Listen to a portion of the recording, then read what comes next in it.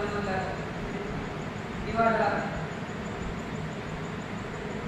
శ్రీ పద్మావతి గౌడ సమేత శ్రీ వెంకటేశ్వర స్వామి వారి ఆలయంలో పద్మావతి మండపంలో వేయించేసి ఉన్న గణరాజ్ఞి నవరాత్రుల మహోత్సవంలో భాగంగా 6వ రోజులో ఉదయం కార్యక్రమాలు పూర్తి చేసుకుని కొన్ని మంచి మాటలు వినడానికి ఇక్కడ మనం అందరం సుఖాసీనులమైన వినాయకుడు పార్వతీ పరమేశ్వరుడు పుత్రుడు అనే విషయం మనందరికీ తెలిసిందే. మరి ఈ పార్వతీ పరమేశ్వరుల దగ్గర ఒక చిన్న కథ ఉంది. ఏంటి అంటే, దక్ష ప్రజాపతి అని ఒక ప్రజాపతి ఉండేవాడు. ఆయనకి ముద్దుల కుమార్తె సతీ. ఆ సతీదేవికి పరమేశ్వరుడు అంటే చాలా ఇష్టం. ఆయన్ని వాళ్ళ నాన్నగారిని కూడా కాదు అని చెప్పి పరమేశ్వరుని పూజించి ధ్యానించి చివరికి వివాహం ఆడింది మన సతీదేవి.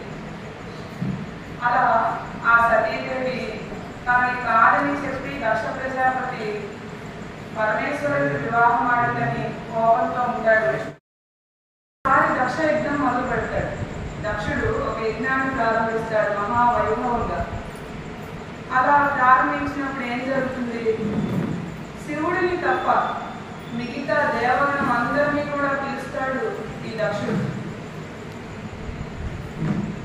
నా శ్రీవారిని పిలవలేదు, కానీ నేను వెళ్ళొస్తాను, మా నాన్నగారు చేస్తున్నారు కదా, చాలా వైభవంగా చేస్తున్నారు, నేను వెళ్ళొస్తాను అని పరమేశ్వరుని ప్రార్థించింది ఈ సతీదేవి. సరే, నువ్వు ఇబ్బందులు పాలవకుండా నేను వెళ్ళి చూసొస్తానంటే వెళ్ళిరా, నాకేం ఇబ్బంది లేదు అన్నాడు పరమేశ్వరుడు. సరే అని బయలుదేరింది. కానీ అక్కడ శివుడిని తూలనాడాడు దక్షుడు. అలా తూలనాడడం వలన, శివుడిని చాలా తక్కువ చేసి చూడడం వలన సతీదేవికి చాలా కోపం వచ్చింది, బాధ వేసింది. దానంతట తానే అగ్నిలో, తపస్సు చేసుకునే అగ్నిలో దగ్ధమైంది. తాను చేసిన చిన్న తప్పు వల్ల తన శరీరం కోల్పోయింది, అలానే పరమేశ్వరుడి సాన్నిధ్యం కోల్పోయింది సతీదేవి. అలా సతీదేవి ఎప్పుడైతే మరణించిందో శివుడు పూర్తిగా కకావికలమైపోయాడు. నా భార్య ఇలా అయింది, నేను చెప్తూనే ఉన్నాను నువ్వు జాగ్రత్తగా వెళ్ళరా అని చెప్పినా వాళ్ళ నాన్నగారే కదా, ఆయన కోపాన్ని, ఆయన వినతని పక్కన పెడతారు. ఎప్పటికైనా నా భర్తని అంగీకరిస్తారు, ఆయన గొప్పతనాన్ని తెలుసుకుంటాడు అని అనుకుంటుంది సతీ. కానీ ఈ దక్షుడు మూర్ఖుడు అవడం చేత ఆయన ఆ శివుడిని కనికరించలేదు, అదే ఆదరించలేదు సరికదా, తన కూతురిని కూడా పోగొట్టుకున్నాడు. అలా ఈ సతీదేవి ఎప్పుడైతే శివుడికి దూరమైందో ఆయన మహా విలయ తాండవం చేస్తాడు, చాలా బాధపడతాడు, ఒక తపస్సులోకి వెళ్ళిపోతాడు, నైరాశ్యంలోకి వెళ్ళిపోతాడు శివుడు. అలా ఈ శివుడు తపస్సు చేసుకుంటూ హిమగిరి మీద, హిమాలయాల్లో ఒక చోట తన తపస్సుని కొనసాగిస్తూ ఉంటాడు. ఆ హిమవంతుడి కూతురుగానే మళ్ళీ ఈ పార్వతీదేవి జన్మిస్తుంది. సతీదేవి పార్వతీదేవిగా జన్మిస్తుంది. హిమవత్ పుత్రి పార్వతి, అందాల భైన, సుకుమారి. అందులోనూ మంచు కొండలో పుట్టిందేమో చాలా లలితంగా ఉంటుంది, అందంగా ఉంటుంది. అలానే అసలు ఆమె కదిలి వస్తూ ఉంటే పువ్వుల రేకులు కూడా ఆవిడ కాలు తగిలి ఆవిడ కాళ్ళకి ఏమైనా అవుతాయా అన్నట్టు అంత సుకుమారంగా ఆవిడ ఉంటూ ఉంటుంది ఈ పార్వతీదేవి. ఎవరైతే సతీ మరణించిందో ఆవిడే ఈ హిమవంతుడి కూతురిగా జన్మిస్తుంది. ఆ పార్వతీదేవి ఈ శంకరుడిని చూసి మోహిస్తుంది. అలానే ఆయనని చూసి ఎంత అందంగా ఉన్నాడు ఈయన అనుకుంటుంది. పూర్వజన్మలో సతీదేవే కదా, అందుకని ఈ పార్వతీదేవి పరమేశ్వరుడిని గురించి నేను చక్కగా ఆయన్ని చేరుకోవాలి, ఆయనని నేను పెళ్లి చేసుకోవాలి అని, నాన్నగారు నేను పరమేశ్వరుడిని ఇష్టపడుతున్నాను, మీరు ఎవరెవరినో అందరినీ పిలిచి నాకు పెద్ద పెద్ద దేవతలందరినీ ఎవరెవరిని చేయాలని ఆలోచిస్తున్నారు కదా, నాకు వాళ్ళు ఎవరు వద్దు. చక్కగా జటాజూటాలు ఉన్న ఈ వ్యక్తి, అలానే రుద్రాక్షలు ధరించి భస్మాన్ని ఒళ్ళంతా పూసుకున్న ఈ పరమేశ్వరుడు నాకు చాలా బాగా నచ్చాడు. నాకు ఏ ఐశ్వర్యవంతులు అక్కర్లేదు, ఈయనతో ఉంటేనే నాకు ఐశ్వర్యం అని చెప్పింది పార్వతీదేవి. అమ్మా, నువ్వేమో కోమలం, ఆయనేమో పూర్తిగా దానికి విరుద్ధం. శ్మశానంలో ఉంటాడు, ఆ భస్మాన్ని పూసుకుంటాడు, పులి చర్మం కట్టుకుంటాడు. అసలు ఆయన ఇష్టపడ్డాడన్నో, కానీ ఆయన గొప్పవాడు, కానీ చాలా గొప్పవాడు. చిన్న చీమైనా కదులుతుంది అంటే ఆయన శివుడాజ్ఞ లేనిదే చీమైనా కదలు అంటారు. అలాంటి పరమేశ్వరుణ్ణి నువ్వు కోరుకుంటున్నావు, అది చాలా గొప్ప విషయమే, కానీ అది చాలా కఠినమైంది కూడా. ఒక తండ్రిగా హిమవంతుడు చెప్పాడు, నీకు ఇది అవసరమా? ఇంతమంది దేవతలు ఉన్నారు, మరి ఇంత కఠినమైన వ్యక్తిని నువ్వు ఎంచుకున్నావు అని అడుగుతాడు ఈ హిమవంతుడు. అయితే అప్పుడు పార్వతీదేవి అంటుంది, ప్రియాని సౌభాగ్య ఫలం హి చాలుత అని అంటుంది. భర్తకి ప్రియంగా ఉండడమే కదా భార్య లక్షణం. అలా ఉంటేనే కదా సౌభాగ్యం. ఎంత ఐశ్వర్యం ఉన్నా, ఎన్ని డబ్బులు ఉన్నా, ఎంత బంగారం ఉన్నా, నాకు రకరకాల భోగ భాగ్యాలు ఉన్నా కానీ భర్త ఎప్పుడైతే మనని ఇష్టంగా చూసుకుంటాడో అదే నిజమైన సౌభాగ్యం. ఓ కుంకుమలు, నాకు రకరకాల చందనాలు, ఇవన్నీ కూడా సంతోషాన్ని ఇవ్వవు. ఆయన నన్ను చూసి నవ్వితే చాలు. నాకు ఇక్కడ ఎలా అయితే ఎంత చల్లగా ఉంటుందో ఆయన నవ్వు కూడా నాకు అంత చల్లగా ఉంటుంది. ఆయన నేను దగ్గరికి వెళ్ళాలి, ఆయనతో నేను ఉండాలి. ఆయనంత గొప్పవారు లేదని మీరే చెప్పారు కదా నాన్నగారు. నేను ఆయన పొందడానికి తపస్సు చేస్తాను, మీరేమి ఆయన దగ్గరికి వెళ్ళి అడగరు. నేనే తపస్సు చేస్తాను. ఆయన నన్ను ఇష్టపడేలాగున నేను తపస్సు చేసి ఆయనని పొందుతాను అని చెప్పి పార్వతీదేవి ఆ హిమాలయాల్లోనే ఒక చోట పంచాగ్నుల మధ్య 5 అగ్నులను తన చుట్టూ పెట్టుకొని తపస్సు చేస్తూ ఆ పరమేశ్వరుని ధ్యానిస్తూ ఉంది. అలా ధ్యానిస్తూ ఉండడం గమనించాడు ఈ హిమవంతుడు. సరే, పూర్వజన్మలో సతీదేవే నాకు పుత్రికగా జన్మించిందని దేవతలు సైతం నాకు చెప్పారు కాబట్టి ఆమె గోల్ అదే, ఆమె లక్ష్యం పరమేశ్వరుని చేరడమే. కాబట్టి ఆమెకు నేను అడ్డు చెప్పను అని ఆయన ఒప్పుకున్నాడు. ఈవిడ ప్రతిరోజు ఉదయం సాయంత్రం అని లేకుండా ఎప్పుడు శివనామ స్మరణతో ఆ పరమేశ్వరుని ధ్యానిస్తూ ఆ పంచాగ్నుల మధ్య తను పూర్తిగా నిమగ్నమై పరమేశ్వరుని ధ్యానిస్తూ, ఎప్పుడైతే తను అంతకుముందు శివుడి మాట కాదని సరే నువ్వు జాగ్రత్తగా వెళ్తే అక్కడ ఏదో ఇబ్బంది ఉన్నట్టుంది అని చెప్పినా అనుకుండా సతీ పూర్వజన్మలో చేసిందో అది మొత్తం కడుక్కోవడానికి ఆ ఇది మొత్తం పూర్తిగా పటాపంచలు చేసుకోవడానికి అన్నట్లు ఈ జన్మలో ఘోర తపస్సు చేస్తూ ఉంటుంది ఈ పార్వతీదేవి, హిమవంతుడి పుత్రిక. కానీ శివుడు ఏమాత్రం చెల్లించాడు, ఆయన వైరాగ్యంలోనే ఉన్నాడు. నా సతి మరణించింది అనే ఆ వైరాగ్యంలోనే ఆయన ఒక చోట తపస్సు చేసుకుంటూ ఆవిడనే తలుచుకుంటూ ఉంటూ ఉన్నాడు. ఈ మధ్యలో ఎప్పుడైతే ఈ పరమేశ్వరుడు తపస్సులో ఉన్నాడు, ఆయనకి పొందగోరని పార్వతి ఆ పరమేశ్వరుడు తనని చూడట్లేదు అనుకుంటుంది, తపస్సు చేస్తుంది. నా తపస్సు సరిపోవట్లేదు, నేను ఇంకా చెయ్యాలి అని చాలా ఘోర తపస్సు చేస్తూ సుకుమారవతి కదా ఈవిడ, అయినా కానీ ఆవిడ ఆ పంచాగ్నులు ఎంత వేడి కలిగిస్తున్నా సరే అవన్నీ పట్టించుకోకుండా చేస్తూ ఉంది. ఇదంతా గమనించాడు మన్మధుడు. అలానే తారకాసురుడు అనే రాక్షసుడు ఈ భూలోకంలో మొత్తం అంతా కూడా భయావంగా అందరినీ పీడిస్తూ ఉన్నాడు. అలా పీడిస్తూ ఉన్న ఈ తారకాసురుడి వధ కూడా పార్వతీ పరమేశ్వరుల చేతిలోనే ఉందని దేవతలు గ్రహించారు.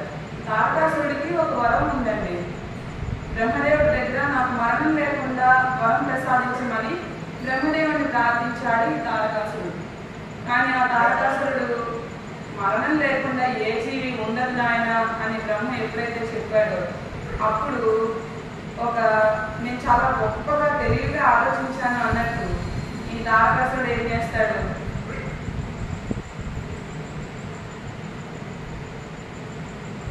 బ్రహ్మదేవుని అడుగుతాడు ఏమని, పార్వతీ పరమేశ్వరులు ఎప్పుడైతే కలుస్తారో వాళ్ళకి పుట్టిన సంతానం, అది కూడా 7 ఏళ్ళు వచ్చిన సంతానాన్ని మాత్రమే నన్ను వధించేలాగా వరం ప్రసాదించు స్వామి అని చెప్పాడు తారకాసురుడు. బ్రహ్మదేవుడు సరే అని చెప్పి, నీకు ఇలా ఉంది, నువ్వు ఇలా అనుకుంటున్నావు కదా, ఏదో అవదనుకుంటున్నట్టున్నావు అనుకుని నవ్వుకుని సరే అని చెప్పి వరాన్ని ప్రసాదించాడు. ప్రసాదించిన తర్వాత ఈ తారకాసురుడు దేవలోకం స్వర్గలోకం అంతా కూడా ఈ మొత్తం అంతా ఆక్రమిస్తాడు. ఈ దేవతలందరూ కూడా హిమాలయాల్లోనే దాక్కుంటారు. అందరూ ఒకసారి చేరి ఎక్కడికంటే హిమాలయం దగ్గరికి. అందుకే అంటుంటారు హిమాలయాల్లో దేవతలు ఉంటుంటారు. ఆ దేవతలందరూ కూడా దాక్కున్నారు ఆ గుహల్లోనే. పార్వతి ఏమో ఓ పక్కన తపస్సు చేసుకుంది, ఇంకో పక్కనేమో వైరాగ్యంతో శివుడు తపస్సు చేస్తూ ఉన్నాడు. సరే ఇదంతా జరుగుతుంది, ఇది ఇలా కాదు అని చెప్పి దేవతలందరూ, ఇంద్రుడు, అష్టదిక్పాలకులు అందరూ కలిసి, మన్మథ నువ్వు ఉన్నావు కదా, నువ్వు అంటేనే కానీ ఖచ్చితంగా పార్వతి పరమేశ్వరులనే కాదు, స్త్రీ పురుషుల మధ్య సృష్టి కార్యం జరగాలంటే మన్మథుడు రతి వీడు ఖచ్చితంగా ఉండాల్సిందే. అంతటి గొప్ప కేటగిరీ ఇచ్చారు వాళ్ళకి. ఆయన ఎవరు అంటే లక్ష్మీనారాయణుల పుత్రుడే మన్మథుడు. ఆ మన్మథుడు సృష్టి కార్యం మంచిగా జరగాలి అంటే ఆయన అనుగ్రహం ఉండాలి. కాబట్టి నువ్వు వెళ్ళి నీ ప్రభావం చూపించు. పార్వతీదేవి ఎంతగా శివుడిని కోరుకుంటుందో శివుడికి తెలియదు కాబట్టి శివుడిని ఏదైనా నువ్వు చేయగలవేమో ప్రయత్నించు అని చెప్పి వాళ్ళు అడిగారు. ఎవరు? ఇంద్రాది దేవతలందరూ మన్మథుడిని అడిగారు. సరే ప్రయత్నిస్తాను అని చెప్పి ఈ మన్మథుడు ఆ శివుడి దగ్గరికి వెళ్తాడు. ఆయన ఏమో జటాజూటాలతో అసలు పక్కన ఏం జరుగుతుందో కూడా చూడకుండా ఇలా కూర్చుని హఠయోగం వేసుకుని ఆయన ధ్యానంలో ఆయన ఉన్నారు. ఆ శివుడు మన్మథుడు ప్రయత్నిస్తున్నాడు. రకరకాల మంచి సుగంధాలు కలిగిన పువ్వులని అక్కడ చల్లుతున్నాడు. ఫలాలు, రకరకాల ఫలాలు, పుష్పాలు ఇలాంటివన్నీ వేసి ఆయన తపస్సుని భంగం చేయడానికి ప్రయత్నిస్తున్నాడు. ఎందుకంటే ఆయన తపస్సు ఆయనకి మంచిదే కావచ్చు, కానీ దేవతలందరికీ కూడా శివుడు కావాలి. సృష్టి స్థితి లయము సరిగా జరిగితేనే ప్రపంచం ఎక్కడ ఆగిపోకుండా మొత్తం జరుగుతూ ఉంటుంది. అలాంటిది లయకారకుడైన ఆయన మ్యూట్లోకి వెళ్ళిపోయినప్పుడు, బ్లాంక్ అయిపోయినట్లు ఆయన ఉండకూడదు అనే ఉద్దేశంతో ఈ మన్మథుడు ప్రయత్నిస్తూ ఉన్నాడు. ఆయన రకరకాలుగా ప్రయత్నిస్తూ ఉన్న శివుడు మాత్రం చెల్లించట్లేదు. ఇలా కాదు అని మన్మథుడు తన బాణాన్ని ప్రయోగిస్తాడు శివుడి మీద. బాణాన్ని ప్రయోగించినప్పుడు అది కొంచెంగా ఆయనకి ఆటంకం కలిగిస్తుంది. వెంటనే శివుడి కోపం ఎలా ఉంటుందో తెలుసు మనకి. శివుడు ఎంతటి రాక్షసులకైనా సరే ఘోర తపస్సు చేస్తే ఎంతటి ఆత్మలింగాన్ని ఇవ్వగలిగిన గోళాశంకరుడే, కానీ ఆయన కోపం కూడా అలానే ఉంటుంది. అలా ఈ మన్మథుడు ఒక్కసారిగా ఈ హఠయోగంలో ఉన్న శివుడు ఎవడు వీడు అన్నట్టు ఇలా చూశారు. అలా చూడంగానే ఆయన 3వ కన్ను తెరుచుకుంది. ఆ 3వ కన్ను అగ్నికి ఈ మన్మథుడు దహనమైపోయాడు. మన్మథుడు ఇలా దహనం అయిపోగానే శివుడు మళ్ళీ తన ప్రయత్నం చేస్తూనే ఉన్నాడు. తన యోగంలో ఆయన వెళ్ళిపోయారు. ఈ మన్మథుడికి మొత్తం పూర్తిగా అలా అంగములు లేకుండా భస్మం అయిపోయాడు. కాబట్టి అప్పటి నుంచి ఆ మన్మథుడిని అనంతుడు అని చెప్పి పేరు వచ్చింది. అలా ఆ వార్త తెలియగానే రతీదేవి వస్తుంది. వచ్చి, స్వామి మీరు ఇది చేసింది ఎంతవరకు న్యాయం? మేము సృష్టి కార్యం చేయడానికి ఎవరికి ప్రకృతికి ఎంతగా సహకరిస్తామో అలానే మమ్మల్ని ఇలా విడదీశారు మీరు. ఇది భావ్యమా తండ్రి? ఆయన తారకాసురుడిని తర్వాత పార్వతీ పరమేశ్వరుడు కలుస్తారు. ఆ తర్వాత ఈ స్కందుడు పుడతాడు. స్కందుడు అంటే కుమారస్వామి. ఆ కుమారస్వామి జన్మిస్తాడు, ఆ తారకాసురుడిని వధిస్తాడు. కానీ ఈ మన్మధుడు మాత్రం ఇలానే అంగములు లేకుండా భస్మమైపోయి అక్కడే అలాగా ఉండిపోయాడు. అది భరించలేని రతీదేవి చాలా బాధపడుతుంది. అందరి కోసం మంచి కోసం ప్రయత్నించిన తన భర్త తనకు లేకుండా అయిపోయాడు. రతీదేవి అంటేనే చక్కగా సర్వాలంకారే సర్వభూషే, ఆయనకి ఎప్పుడు చూసినా కూడా ఆకర్షణీయంగా ఉండగలుగుతుంది. ఆవిడ ఉండబట్టే మన్మధుడు ఎవరినైనా కానీ ఆకర్షించగలిగే శక్తి, ఆ భావాన్ని కలిగించగలుగుతున్నారు. వాళ్ళిద్దరూ ఉండాల్సిందే. మన్మధుడు లేదే రతి లేదు, రతి లేదే మన్మధుడు లేదు. అలా ప్రకృతి పురుషుడు ఎలా అయితే ఉంటారో ఈ మన్మధుడు రతి కూడా అలానే. కానీ ఈ రతీదేవికి ఈ మన్మధుడు ఎప్పుడైతే దూరం అవుతాడో మళ్ళీ పరమేశ్వరుడి దగ్గరికి వెళ్ళి స్వామి కాళ్ళ మీద పడి, స్వామి మీరు ఇప్పుడు పార్వతీదేవితో సంతోషంగా ఉన్నారు, కానీ మన్మధుడు లేకుండా నేను జీవించగలనా? ఈ సృష్టి కార్యంలో చాలా మంది మామూలుగా మానవులందరూ బాగానే ఉంటారు. ఈ ఋషులు, ప్రజాపతులు వీళ్ళందరూ కూడా మన్మధ రతి వీళ్ళు ఉండబట్టే వాళ్ళకి ఆ భావం కలుగుతుంది. అది కూడా మంచి సమయాల్లోనే మనం చేయాలి, సృష్టి కార్యం అనే ఉద్దేశం కలుగుతుంది. కాబట్టే మేము లేకుండా మరి ఇది కరెక్ట్ కాదు కదా స్వామి, మమ్మల్ని కొంచెం కనికరించండి అని చెప్తుంది రతీదేవి.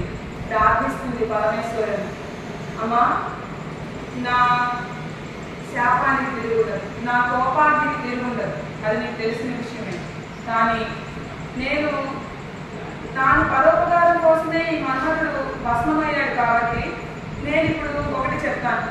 నీకు మాత్రమే నీ మన్మధుడు కనిపిస్తాడు, నీతో ఉంటాడు, తాను చేయాల్సిన ధర్మాలన్నీ చేస్తాడు. అలా ఈ మన్మధుడు మాయారూపం కూడా కాదు. రతి ఎప్పుడైతే మనసులో మన్మధుడిని తలుచుకుంటుందో అప్పుడు మాత్రమే కనిపించేలాగా వరమిస్తాడు శివుడు.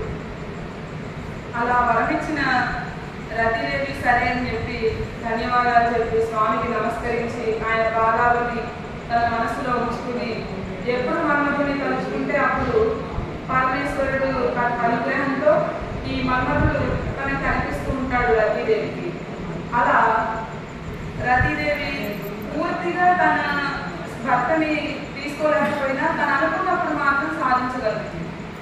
కానీ ఈ మన్మధుడికి రతికి అది నచ్చదు.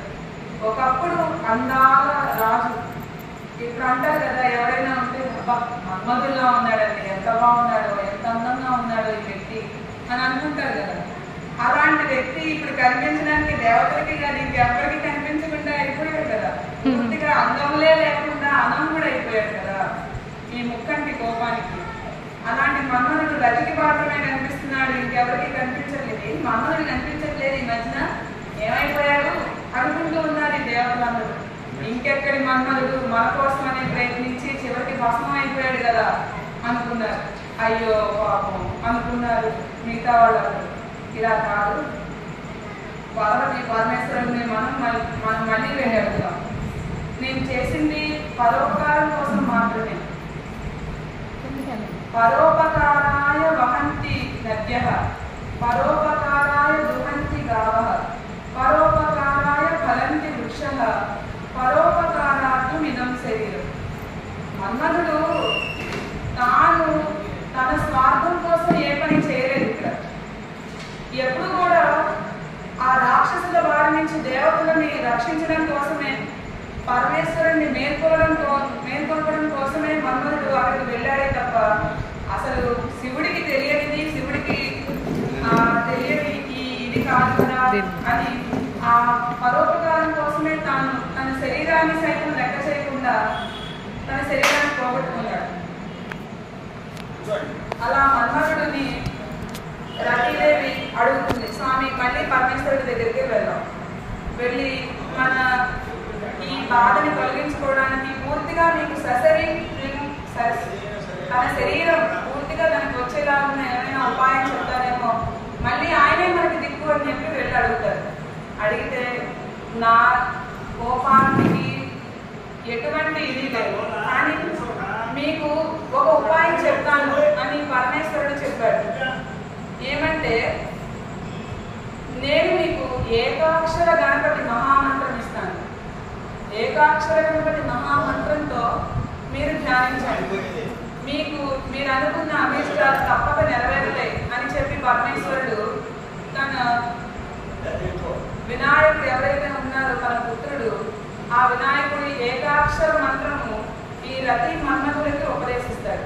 అప్పటి నుంచి మనకు ఏకాక్షర మంత్రం మహామంత్రం మన ప్రపంచంలో అందరికీ కూడా తెలిసిందన్నమాట. సాక్షాత్తు పరమేశ్వరుడే నా చేతిలో ఏం లేదు, ఖచ్చితంగా మీకు వినాయకుడు ఏదైనా సమాధానం చెప్తాడు, మీకు అభయాన్ని ప్రసాదిస్తాడు అని చెప్పి ఆ వినాయకుడు ని ప్రార్థించండి అని పరమేశ్వరుడు సాక్షాత్తు రతి మన్మధులకి ఏకాక్షర మహామంత్రాన్ని ప్రసాదిస్తాడు. రతి మన్మధులు వాళ్ళకి మాత్రమే రతికి మాత్రమే కనిపించే మన్మధుడు ఆ రూపంలోనూ దండకారణ్యానికి వచ్చి జనస్థానం అనే ఒక ప్రదేశంలో 100 సంవత్సరాలు ఏకాగ్ర చిత్తంతో తపస్సు చేస్తూ ఉంటారు.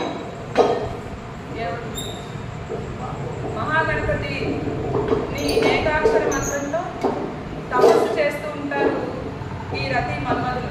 వారి ఘోర తపస్సు 100 సంవత్సరాల పాటు కొనసాగుతుంది.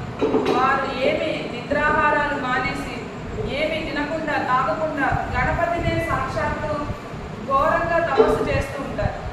అలా తపస్సుకి ఎందుకు ఇంతలాగా చేయాల్సి వచ్చిందో వారికి తెలియదు. అంటే వారు మంచి కోసమే ప్రయత్నించాలి, కానీ అది ఒకసారి ఏం జరుగుతుందో మనకి తెలియదు అన్నట్లు, ఆ శివుడి అనుగ్రహము ఎలా ఉంటుందో అన్నట్లు అవన్నీ ఏమి అర్థం కాకుండా మాకు అసలు ఇవన్నీ ఏం తెలియదు, మాకు మాత్రము సశరీరంతో నా భర్త నాకు కావాలి, నేను పరోపకారం కోసమే చేశాను తప్ప నేను నా స్వార్థంతో ఏది చేయలేదు కాబట్టి ఓ విఘ్నరాజా వినాయక నాకు నా శరీరాన్ని ప్రసాదించు అని మన్మధుడు రతీదేవి ఘోరంగా 100 సంవత్సరాల పాటు ఆహార పానీయాలు లేకుండా ఆ దండకారణ్యంలో ఘోర అడవిలో జనస్థానము అనే ఒక ప్రదేశంలో తపస్సు చేశారు. వారి తపస్సుకి మెచ్చిన విఘ్న వినాయకుడు మహాగణపతిగా 10 బాహువులతో 10 చేతులున్నాయట ఆయనకి. ఆ చేతుల్లో కూడా ప్రతి చేతుల్లోనూ ఒక ఆయుధంతో ఘోరంగా గీంకారం చేస్తూ, మామూలుగా మనం ఒక ఏనుగు గీంకారం చేస్తూ పరిగెత్తుకుంటూ వస్తుంటేనే చాలా భయపడుతుంటాం.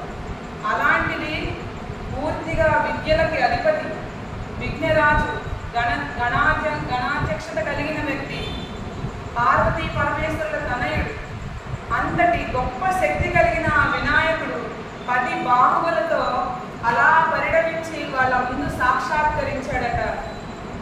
రతి మన్మధులను అనుగ్రహించాడట. వాళ్ళు కళ్ళు తెరిచి చూసి ఆ ఘీంకారానికి భయపడ్డారు.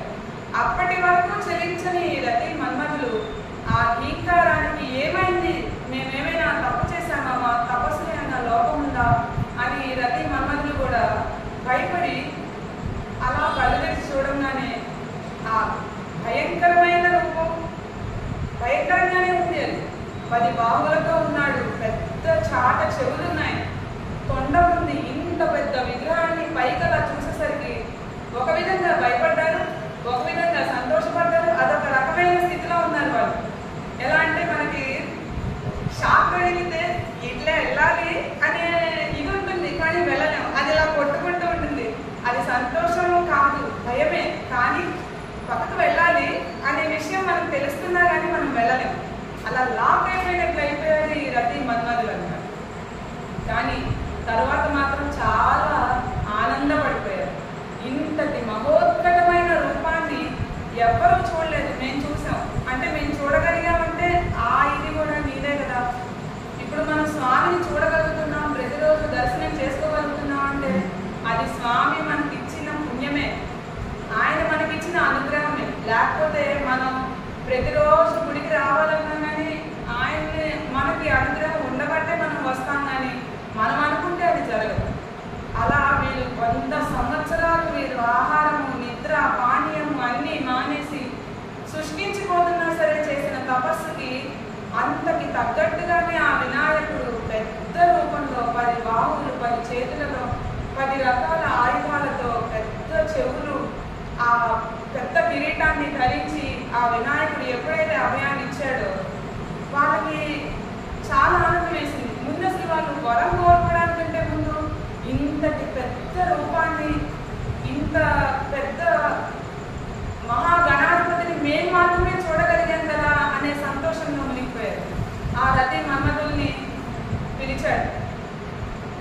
రతి మన్మధులారా, మీ తపస్సుకి నేను మెచ్చాను.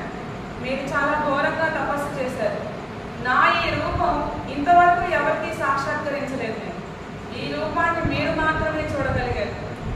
నన్ను మహోత్సవ వినాయకుడు అంటారు పట్టించి. మీకు ఏం కావాలో వరం కోరుకోండి అన్నారు. మనకు తెలుసు కదా, శరీరం లేకుండా నేనేం పని చేయలేదు స్వామి. నేను భావంగా ప్రవర్తించగలను. నేను ఆ భావాన్ని ప్రజలకు అందించగలను. సృష్టి కార్యం చేయడానికి ఏదైతే అవసరమో ఆ భావాన్ని నేను కలిగించగలను.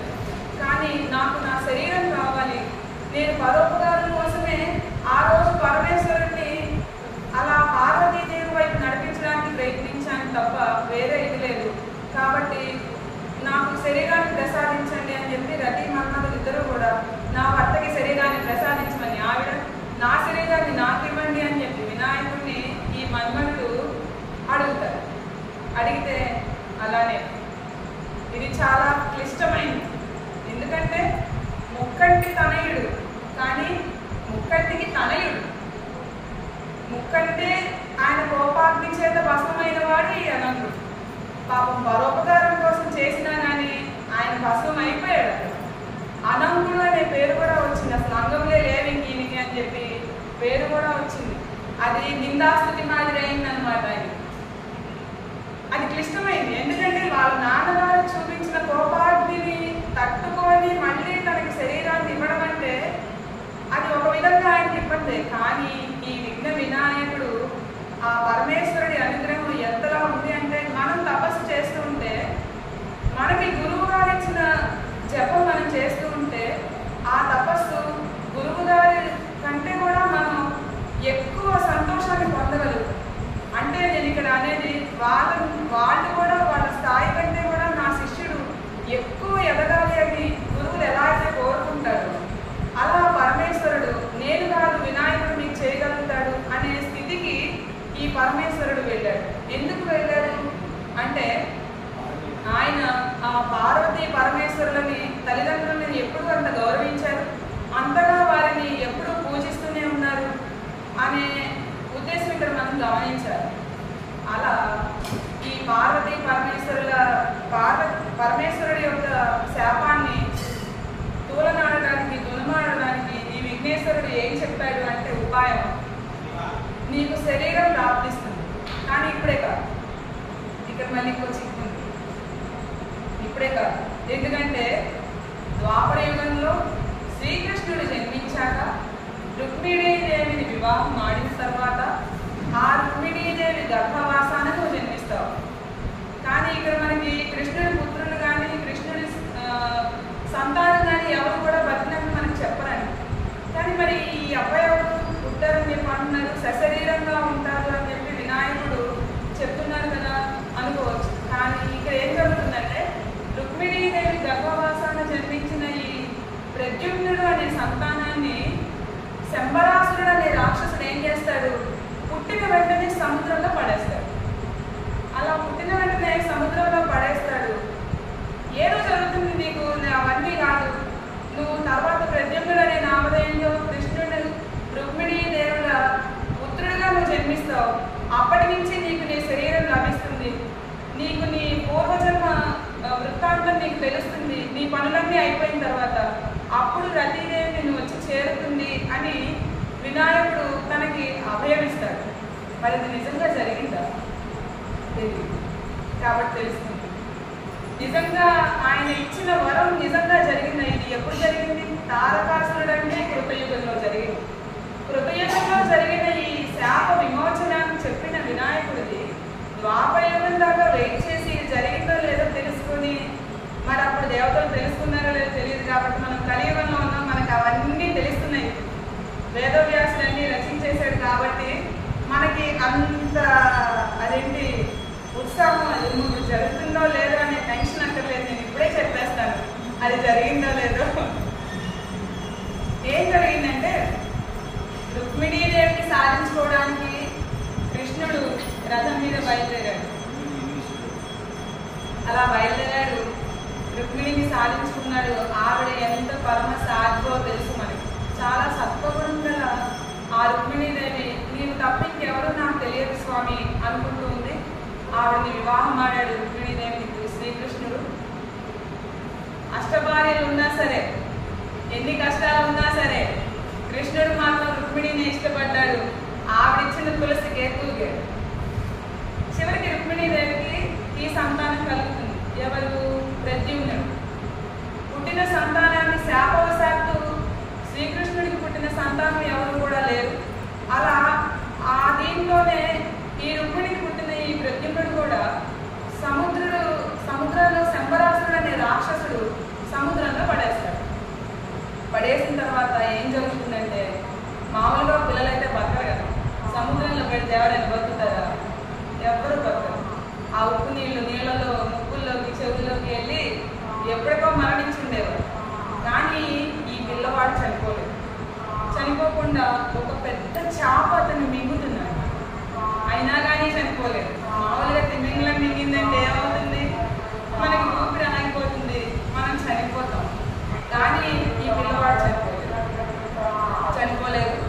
ఇక్కడ ఏం జరుగుతుందంటే, ఎవరైతే రాక్షసుడు శంబరాసుడు అనే రాక్షసుడు రుక్మిణీదేవి పుత్రుడిని అలా సముద్రంలో పడేశాడో, ఆయన దగ్గరికి ఆయన భార్య ఆయనకి చక్కగా వండి పెడదాం అనుకుంటుంది. రాక్షసులు ఏం తింటారంటే మాంసం ఎక్కువ తింటారు కదా, రజోగుణాన్ని ఎక్కువ ప్రేరేపించే ఏవైతే ఉంటాయో కారాలు మసాలాలు అవి తింటుంటారు కదా. అలా ఆ సముద్రంలో ఉన్న ఆ పెద్ద చేపని జాలలు తీసుకొచ్చి ఆవిడకి ఇస్తారు. ఆవిడ ఆ చేపనే వండుదామని చెప్పి దాన్ని కట్ చేస్తుంది. వెంటనే ఆ పిల్లవాడు బయటపడతాడు, ఏడుస్తూ కనిపిస్తాడు. ఆశ్చర్యపోతుంది, బాబా ఏం జరిగింది ఇక్కడ, ఏంటిది అనుకుంటుంది. అలా ఆవిడకేం అర్థం కాదు. కానీ ఆ శంబరాసుడి భార్య కూడా చాలా మాయలు తెలిసిన ఆవిడ ఏం చేస్తుంది? మ్యాజిక్ చేస్తుంది. ఏమని మ్యాజిక్ చేస్తుంది? పిల్లాడు ఏడుస్తున్న పిల్లవాడిని చక్కగా కూర్చోబెడుతుంది. ఆ పిల్లవాడిని పెంచుతూ ఉంటుంది. పుట్టినప్పటి నుంచి కూడా ఆ పిల్లవాడికి రకరకాల మాయలని నేర్పిస్తూ ఉంటుంది. మామూలుగా రాక్షసులు కామరూపులు కదా, ఎక్కడికైనా రాగలుగుతారు. అలానే కదా రాముడిని కూడా ఆ విశ్వామిత్రుడు తీసుకొచ్చి యజ్ఞాన్ని రక్షించు, ఆ రాక్షసులు నన్ను చాలా ఇబ్బంది పెడుతున్నారు అని చెప్పి. అలా కామరూపంతో ఈ శంబరాసురుడు ఎలా అయితే అందరినీ ఇది చేస్తూ రుక్మిణీదేవి దగ్గర నుంచి ఊరికే తీసుకెళ్ళగలుగుతాడా? తీసుకెళ్ళలేదు కదా. ఒక రాక్షసుడు వస్తున్నాడంటే ఊరుకోరు కదా ఎవరైనా. ఆయన ఏ రూపంలో అయితే వెళ్ళి ఆ పిల్లవాడిని అపహరించి సముద్రంలో పడేశాడో, అలానే ఆ మాయ రూపంలో ఈ పిల్లవాడు చేపలో నుంచి బయటపడి మళ్ళీ ఆ శంబరాసుడి భార్య దగ్గరికి వచ్చి, ఆ భార్య దగ్గరికి వచ్చిన తర్వాత తాను కూడా మాయలు నేర్చుకున్నాడు ఈ పిల్లవాడు. ఆ పిల్లవాడి పేరు ప్రద్యుమ్నుడు అన్నమాట. కానీ ప్రద్యుమ్నుడు అనే పేరు ఎందుకు వచ్చిన తర్వాత తెలిసింది. ప్రద్యుమ్నుడు ఏంటి అసలు పేరేంటి? ప్రద్యుమ్నుడు పలకడానికి కూడా చాలా కష్టంగా ఉంది, అందుకే పిల్లవాడు అంటున్నాను అన్నమాట. ఆ ప్రద్యుమ్నుడిని పెంచుతూ ఉంటుంది ఈవిడ, పెంచుతుంది. ఆ తర్వాత ఆ మాయలన్నీ నేర్చుకుంటూ ఉంటాడు. ఈ మాయ మొత్తం నేర్చుకుంటూ ఉంటాడు, వాళ్ళలోనే తిరుగుతూ ఉంటాడు. కానీ తాను ఎక్కడి నుంచి వచ్చాడు? శ్రీకృష్ణుడి సంతానం. శ్రీకృష్ణుడు రుక్మిణీదేవుల సంతానం. మళ్ళీ ఇక్కడ ఇంకొక పాయింట్ ఉందండి. ఏంటంటే శ్రీకృష్ణుడు నెమలి పింఛం ధరిస్తాడు. ఆయన ఆజన్మ బ్రహ్మచారి. ఆయన ఎప్పుడు కూడా ఎవరితోనూ శృంగారంలో పాల్గొనలేదు అనేది ఖచ్చితమైన నిదర్శనం. అది వాళ్ళు ఎలా ఊహించుకుంటే వాళ్ళకి అలా అనుగ్రహం ఇచ్చాడు, అభయం ఇచ్చాడు తప్ప ఆయన ఎప్పుడు కూడా ఇట్లాంటి పనులు చేయలేదు.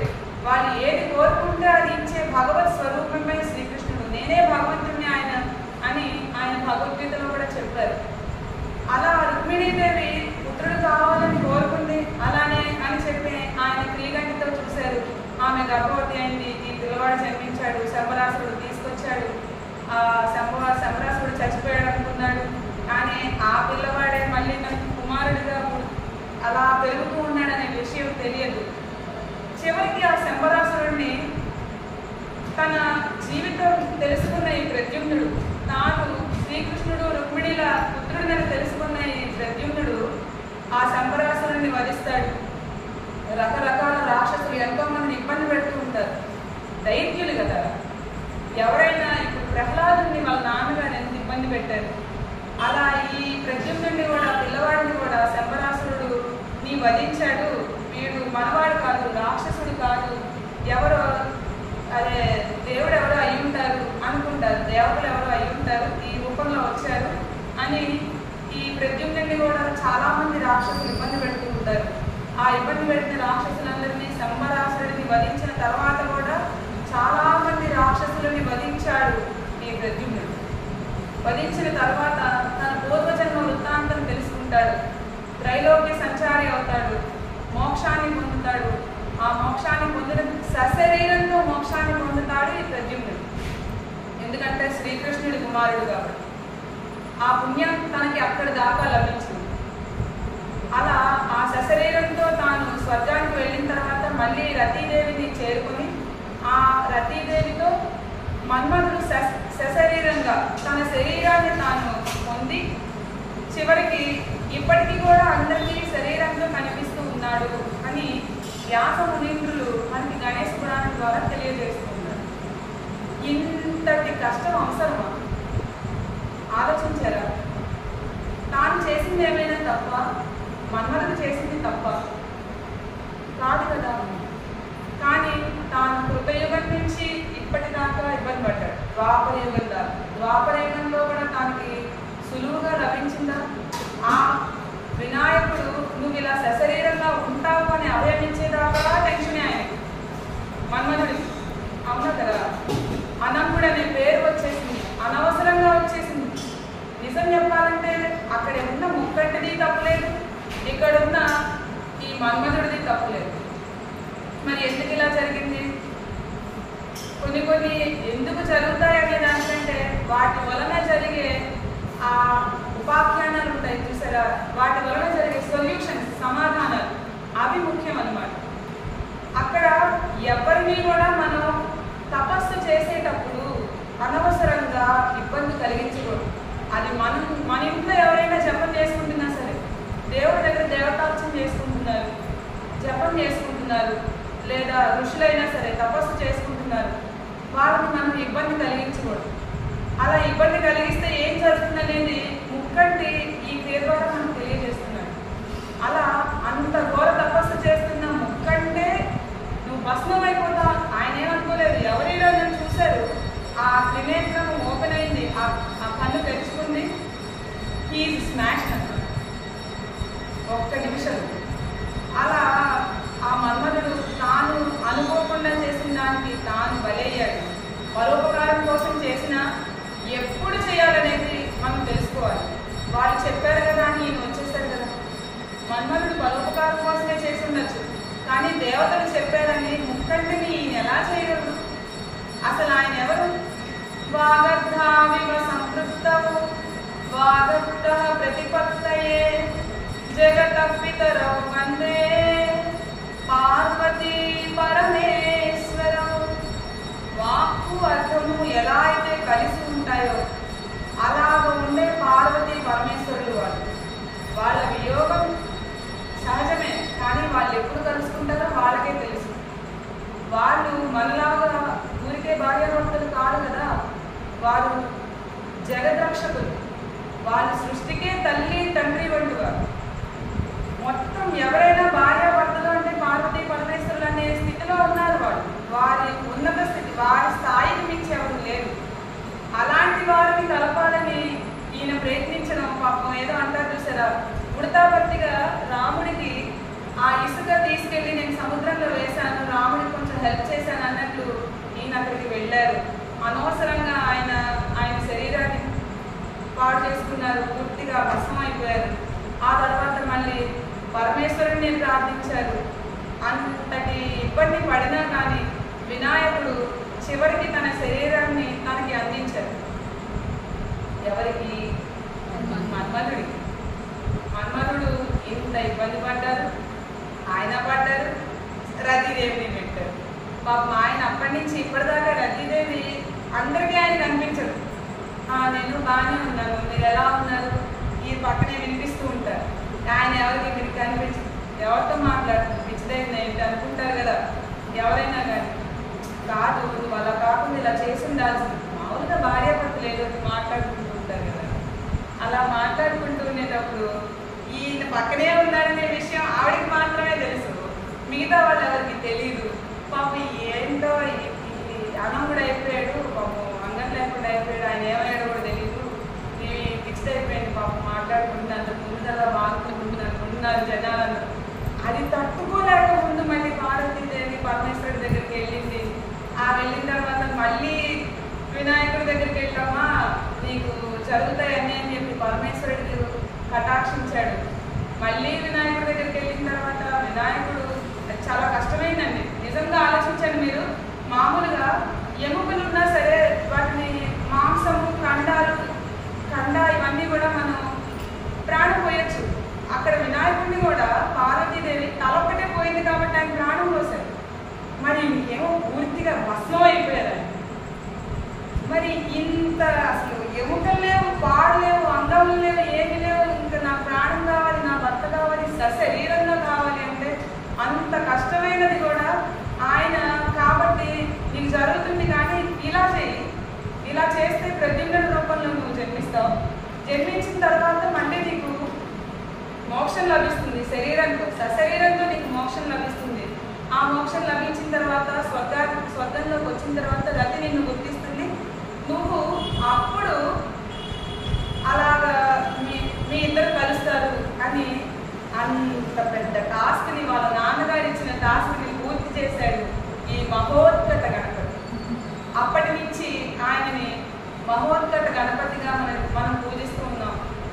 ఏకాక్షర గణపతికి ఇంత శక్తి ఉన్నది అంటే ఆయనకు ఉన్న ఆ అక్షరాలన్నీ గణాక్షరాలన్నీ కూడా కలుపుకుని ఆయన్ని పూజించిన వారికి ఆయన ఎంతటి అభయాన్ని ఇస్తాడు అనేది మనం ఇక్కడి నుంచి తెలుసుకోవచ్చు. అలా ఈ రతి మన్మధులు అనంగుడు కాస్త అంగుడయ్యాడు. అనంగుడు అంటే అంగములు లేనివాడు అని అర్థము. అలా అంగములు లేని మన్మధుడు తన శరీరాన్ని పొందాడు. ఎవరి కటాక్షం ద్వారా అంటే మహోత్కట గణపతి ద్వారా. 100 సంవత్సరాలు తపస్సు చేసుకుని ప్రద్యుమ్నుడిగా జన్మించి తాను చేసుకున్న ఆ తపస్సు ఏదైతే ఉందో ఆ తపస్సు శ్రీకృష్ణుడి సంతానంగా తనని పుట్టేలా చేసింది. అలా భగవంతుడికే పుట్టిన అందువల్ల అతను తన సశరీరంతో మోక్షాన్ని పొందాడు. అలా అనంగుడు వినాయకుడి ఇచ్చిన వరంతో, వినాయకుడు తనకి ఇచ్చిన ఐడియాను కూడా ఆయనకు వచ్చినాను.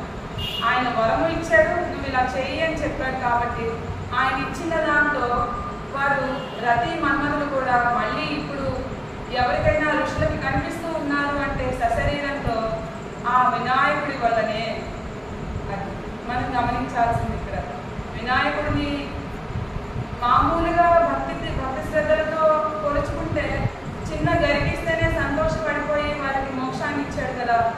మరి ఇక్కడ ఈ రతి మన్మధులు కూడా అంతటి క్లిష్ట కార్యాన్ని, అసలు జరుగుతుందో లేదో తెలియని కార్యాన్ని ఆయన నీకు జరుగుతుంది అని అభయాన్ని ఇచ్చారు. ఇలా చేయాలి, ద్వాపర యుగంలో నువ్వు జన్మిస్తావు అని ఆయన వాళ్ళకి వరాన్ని ఇచ్చారు. అంటే ఆయనకి సాధించలేనిది, ఆయన ఇవ్వలేనిది ఏదీ లేదు.